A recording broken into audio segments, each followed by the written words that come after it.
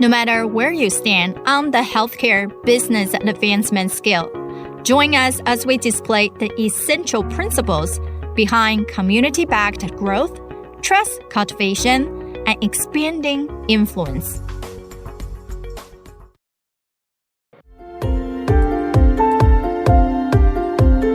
Welcome to Provider's Edge, the podcast that helps healthcare entrepreneurs and innovators break down barriers and control their business, life, and future with valuable action steps. With me, your host, Sabrina Rombach, a recovered clinician and a business deal catalyst. Let's rewrite the rules and create a positive social impact while increasing your profitability. Welcome to another episode. I'm your host, Sabrina Rombach, and today we have Dr. Leon Adelman here with us, and he is an emergency physician. He's the medical director at Tenable Healthcare, Clarksview, and Johnston Health, UNC. Leon led emergency department teams to experiential and with such expertise in patient-centered outcomes. And Leah is a graduate of Brown University and the University of North Carolina School of Medicine, the Harvard-affiliated emergency medicine residency at Beth Israel Deaconess Medical Center, and Haslam College of Business Physician Executive MBA. Leah's married to an ER nurse and has two adorable dogs. And I only have one. And she thinks she's a puppy, but she's not. She's a 6.5-year-old big doggy. As he expands his career and understanding, healthcare is complicated. And as physicians and providers, we have the obligation and the role to change that for the better. And he created IV Clinicians. It's a two-sided jobs marketing place, matching verified clinicians with medical practices, starting with the emergency medicine specialty. IV is the first to connect every emergency department in the U.S. with the practice managing the emergency physicians, PAs, nurses, NPs at the ED, and IV enables verified emergency clinician to search, filter, and connect with the right job opportunities. And we understand burnout is such a big issue in the healthcare space. And we also have AMA, I believe, said we're going to lose 144,000 physicians. And nurses is triple of that. So if we're continuously to lose people and the cost of replacing each provider, guess what? It can go up to even $1 million for them because you search credential, right? Any one of us, even with the fast credential within a month, right? It's still the cost of getting malpractice, getting things lined up, having the people even do your credential. So it's a lot of go into getting people to the right place at the right time to serve the patient and population that we need. And I love it that you are able to create this new way of being a matchmaker.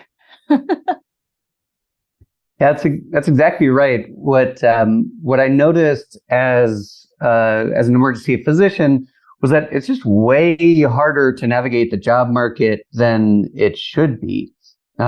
Each time I moved or changed jobs or was looking for opportunities, even getting the first step was difficult, figuring out who staffs which ER in which city. So I was moving from Boston to Washington, D.C. Getting that information was really, really difficult.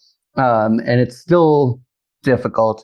And then the second part is when I was an ER medical director, I noticed that the job market is equally hard to navigate on the hirer side. What you want as a medical director or as a recruiter is to know who, if you paid them well enough and treated them well enough, who would be interested in working for you. And there's no place where clinicians feel secure to put their information out there, because if you put your information on a jobs board, you'll get spammed, and people just don't like that experience. And so the market was just not working for either side. And so I decided to jump into this entrepreneurial world and try to solve the problem. Yeah, I love it. It's about taking actions when you see a problem. Now, I wanted to dive deeper into that in a more sense of when you're in that position that you wanted to solve it. How did you go about whether you felt like, oh, this is a problem? What's the first thing you thought about? I need to raise funds, or I need to find people to build this matching software for me? Like, what's the first thing you thought, oh, I need to do this before I get to the next phase? Yeah, great question. Because I'm not a coder. I'm not a developer. I'm just a doctor, and I have some admin skills. But that how to turn that into a workable tech solution is not going to come from my skill set. It needs to come from a team. And so the first thing that I had to figure out was how to build that team. And so I started meeting with as many people that were like 2 steps away from my network, and learn about how to hire a CTO, how to bring in people who can actually create the site. You asked a good question about the funding part. I put in enough to get started. So I put in the seed funds, but fairly quickly we were able to raise, once we had a team, we were able to raise a pre-seed round to get things going. Awesome. And then are you guys ready for Series A? Where are you at right now? Yeah, so we went live with the site January 2nd of this year, so fairly recently. And we have raised, I'll take the question, kind of the next step, and this is actually potentially useful to your clinician audience, or your provider audience. So we were going to raise a seed round that was an institutional, like your usual seed rounds that you hear about, and you go to local angel groups and VCs. What I realized was there were 3 baskets of people that I interacted with who were potential funders. They were the physicians, PAs, and nurse practitioners who just got it. They were like, oh yeah, this is totally a problem. Like, navigating the job market is super annoying and I hate it. And if you could make it a little bit better, that'd be great. So that was basket A. Basket B was the clinician adjacent people, the healthcare admin folks, the people who are higher up at hospitals, that kind of thing. And they were like, yeah, I don't know. I mean, it seems like something that maybe there's a problem. I guess we've seen a lot of stuff come and go. We're interested, but vaguely. And then there was the institutional folks, non-medical people who were like, why don't the doctors just go to LinkedIn like everybody else? Why don't they just go to Indeed? And so they weren't even bought in on the problem, much less the solution. So why am I raising money from basket 3 when there's all these people here in basket A, I guess 1, who totally get it? So we decided not on purpose, we were not going to go to any institutional folks for this part of the seed round, and just raise money from physicians, PAs, and nurse practitioners, and my brother. I let my brother in. And we raised $570,000 at a 6.3 million valuation for the clinician only seed round.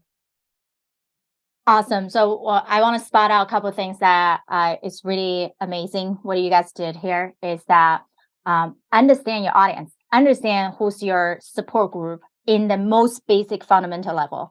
And that's where, especially at the early stage, go for those people. And so technically you did crowdfunding for the people who got you the most. So That's why right. put in the effort? yes, we can go for larger accelerators, the angel groups, whatnot. But then those people, especially due to the market, they want you to see you already have revenue and sustainable before they even put in more money, right? Because just like myself, if I'm going to sit on your board, I wanted to make sure you already have projection, because I sit on these evaluation side of saying, do you have a future? What I think is your potential before I put in more time to make those specific high level introduction, right? And then just like you're saying, if those high level introduction are not recognized the value, I have to boost you to that value before those connection can be made. Otherwise, you know what? I can be the best matchmaker for you and it's not going to plan out well. So for you to go understanding the easiest way to get support and funding is to the people who understand the problem, and then focusing on them and get them even excited, because those are you what? Future clients as well. Dr. Liang realized the importance of targeting clinicians who genuinely understood the problem and secured funding exclusively from them, raising an impressive $570,000 at a $6.3 million evaluation for clinician-only C round. This strategic move highlights the significance of connecting with those who grasp the issue at its core. Quick announcement before we move forward. If you are a healthcare entrepreneur or founder looking to accelerate your social mission and increase profitability, don't hesitate to reach out to me, Sabrina Rumbach, on LinkedIn. Let's connect and discuss how we can take your business to the next level. Let's keep going. Another thing that's really awesome for everyone's hearing is we are recording this in February, and we're in 2023, and they just started in beginning of January, right? So we're only having a month and a half launch technically, and then you're already getting 500K plus a raise. So that's very awesome, especially from crowdfunding side. And what you said from the get-go, I think it also come from your MBA background, is that we understand our talent and we understand we need to allocate and find the best resources and other people's talent to grow our own, right? And so you started by, you need to find a team. We can do this all by ourselves, right? Business doesn't run by one person. If you're a solo practitioner running a practice, it's still not going to work so well for you, right? You can't expand or scale at all. You can't create space for more amazing things to happen. So I think that's another key thing, is right from the get-go, it's now about how can you do more with yourself, because none of us have that many time luxury, right? And then so we needed to be intentional about where we put our money, our time, our energy into with who. And these need to be very skilled people in their own individual field to be able to create that network. And then you found those people by 2 degrees of separation of who else knows what, right? Almost like how we met each other. And so that's awesome. So what's next? Yeah, so we've moved from the creation or zero to something phase, so the MVP phase, now to the something to product market fit phase. And so what we're doing is building on the core product. So the core product, just to explain what IV Clinicians is a simplified way to navigate the job market, right? So we have every ER in the country in our data set, and then turn that into an easily navigable process, much like Zillow for houses. We're the Zillow for emergency medicine jobs. So a clinician can search on a map. They search by geography. They filter by their preferences, instead of the preferences being bedrooms and bathrooms. the preferences are, whether it's a trauma center, whether they're residents, whether it's a freestanding. They can search by or filter by the type of place they'd want to work, and then they can apply directly to the positions that they are interested in. On the employer side, that application then comes to their inbox. They can then decide whether to respond or not respond, whether to hire or not to hire. So it's for them, it's a little bit like owning a house or putting a house on Airbnb, where you're getting people connecting with you saying, "Oh, I want to stay at your place on, February 27th," or whatever it is. So it's a lead generating machine for the employer.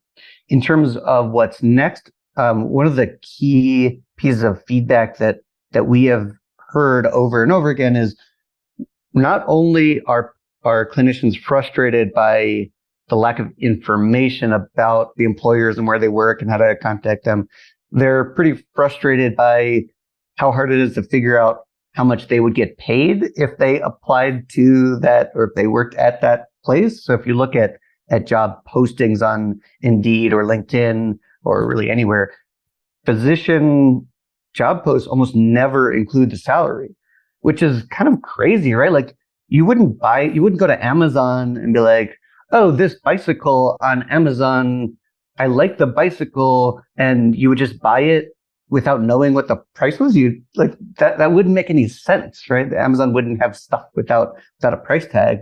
And yet that's kind of how the job market's set up right now. So our next step is creating a salary resource page. What's been interesting in the creation of that is employers really don't want to give up that information. They're very tied to hiding that number, which I don't think makes all that much sense, but they are, you got to deal with, you have to accept the customers that you have, not the customers that you necessarily, some idealized world. And so what we realized was clinicians are perfectly happy sharing their compensation.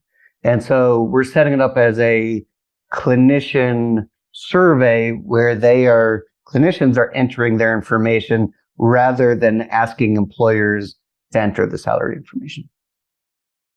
Yes, and that's also, I think, a crucial thing about taking power back for individual providers, right? For us to say, I am worth this, and right. I am confident in my delivery of the type of service I'm able to provide you. So why not allow me to say, this is how much the minimum you have to be able to pay me? And it's almost like that matching game of, well, if you as an employer don't want to be able to offer that, and you have multiple applicants, all amazing to you, right? Props to you. Right. And you have more choices. But as individuals, then we can say, this is what I'm able to pay.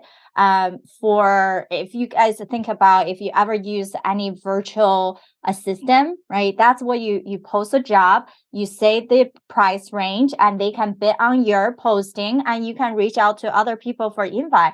And it just makes a more of an open conversation, because money aside, then it's all about the outcome, right? The result. Because at the end of the day, we want happy people in happy healthcare.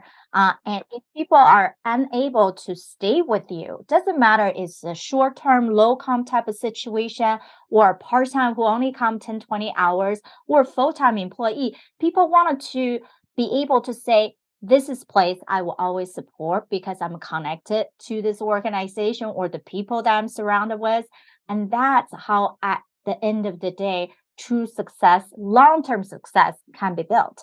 And then just getting away the superficial things right in the get-go, it makes you feel more authentic, right? Honest and respectful. So I thought that's amazing. What are some of the challenges you guys are facing where you're continue to optimize right now as a team or as a company? Yeah, the hardest part is getting the word out.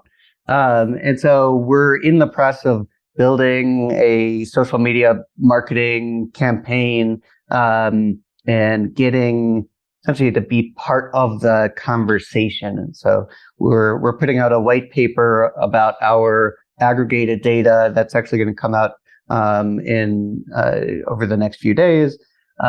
We are presenting at conferences. We are kind of using an all of the above marketing strategy. What we've realized is physicians, PAs, and nurse practitioners aren't going to click on some random ad. That would actually hurt our reputation to be seen as just another advertisement. We want to be known as the clinician first place to find a job.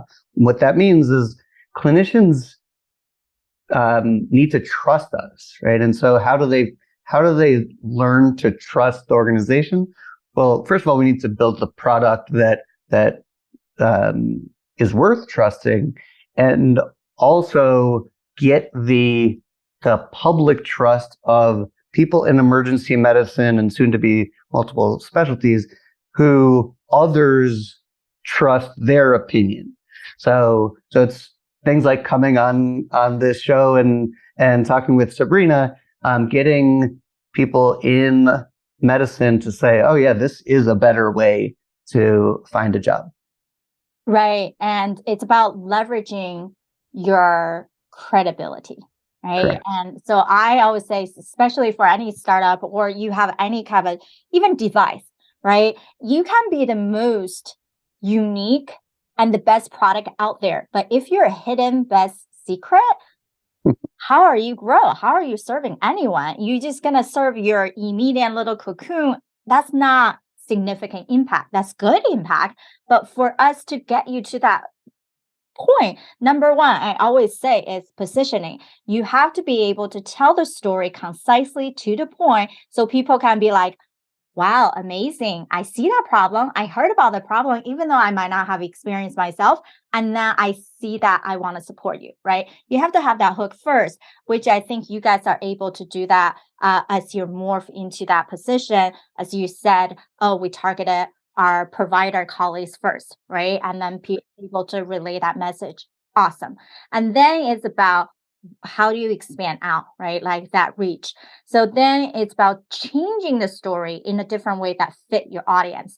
And then it's about authority building, that trust you talk about. And then how you are doing that, which I believe the same thing is speaking, leveraging other people's stages, because there are going to be a following, people listening in or attending certain type of conferences, events, or following these type of news channels, right? And when you are already leveraging that authority, people are trusting you right away.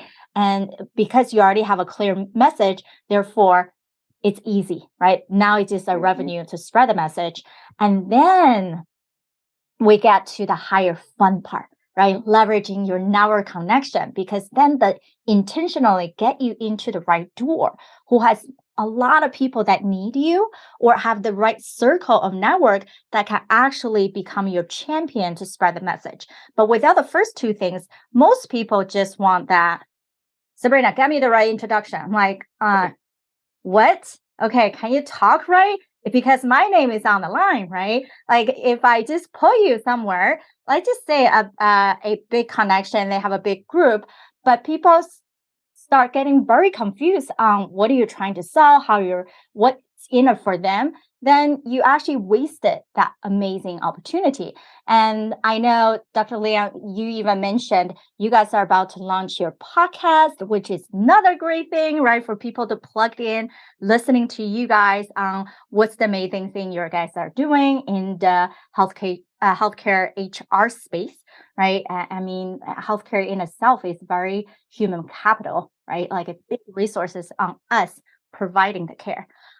So it's amazing to see these faces, because once you start growing steadily, then the final step is optimization, right? How are your existing team really fit into each other? And then where do you need to plug in potential gaps? Then people can skill. So you guys are definitely in the right way of getting to where you are. I think everyone starts somewhere, right? It's better to have that clear head and then just keep going.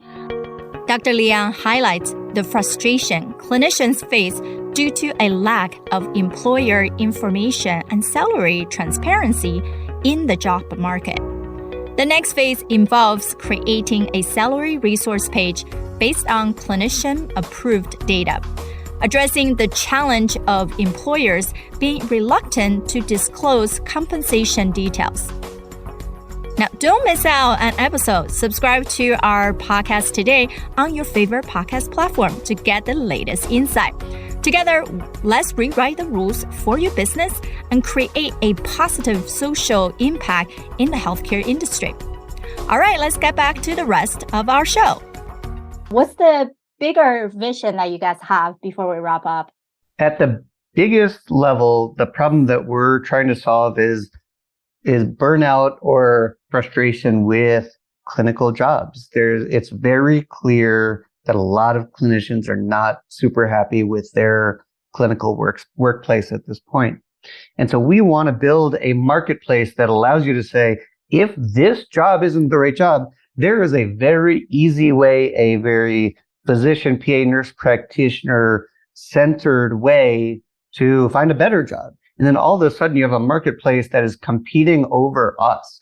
That if you're not providing a place for clinicians to thrive, you're not going to be able to recruit good providers. And so all of a sudden workplaces get better, the job gets better. And at the end of the day, that means patients get better care.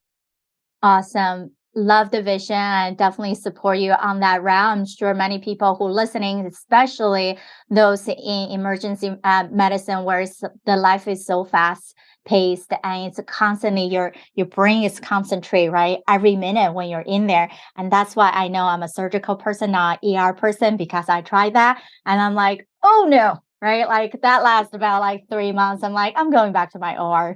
And so it's props for all of you guys who are in that space and finding this solution. How can people reach out to you if they like to support you, learn more about what you guys are up to? Yeah, so we are IV Clinicians. You can Google us or we're at ivclinicians.io.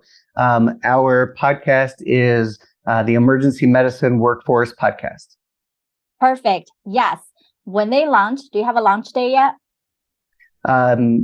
February 15th. So by the time this comes out, the podcast will be there. Yes. So go find them anywhere you love to listen to your podcast, and also check IV Clinicians out. I appreciate everyone for joining us today. Until next time. Thank you, Sabrina. This has been great. From identifying problems and taking action, understanding your audience and crowdfunding, to building trust and credibility, we'll explore the essential strategies that drive change in the healthcare industry. A quick summary. Number 1, identifying a problem. Take action when you identify a problem that needs solving. You are a true innovator, even if you don't have the technical skills to build a solution. Recognize the challenges within your industry, such as the difficulties in job searching for healthcare professionals. Number 2, understanding your audience and crowdfunding. Consider crowdfunding from individuals who recognize the value of your solution, even if they aren't traditional institutional investors. Number 3, building trust and credibility.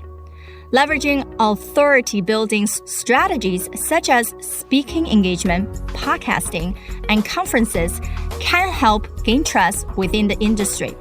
Establishing trust is crucial, especially in industries like healthcare, where reputation matters significantly. Now, you also know I mentioned these many times. It's not just about speaking and waiting for the host and event entities to advertise and spread your messages.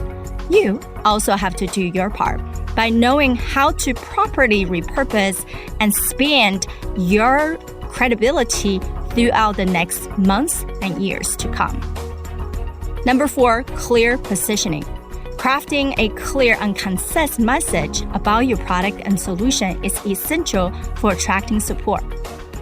We are all in this information overflowed environment from social media, emails, work, etc. Therefore, any type of conversation in person, virtually, or on a landing page, positioning your startup or innovation as the solution to a specific problem can resonate with potential users and investors. The key is to grab their attention first, not explaining all your processes and your unique abilities. Number 5, expanding reach and impact. Leveraging your network, connections, and building relationships with champions who can promote your product is essential for scaling your impact. These connections also need to be created with win-win in mind. How can you support them at the same time when asking to be supported? Thank you for tuning in to Provider's Edge podcast. We hope you enjoy our latest episode and found the insights and tips helpful. We'd love to hear your feedback on the show and learn what topics you'd like us to cover in the future. So please take a moment to leave us a review on your favorite podcast platform and let us know what you think. Your feedback is essential to help us improve the show and provide you with the content you need to take your healthcare business to the next level. Thank you for your support, and we look forward to hearing from you soon.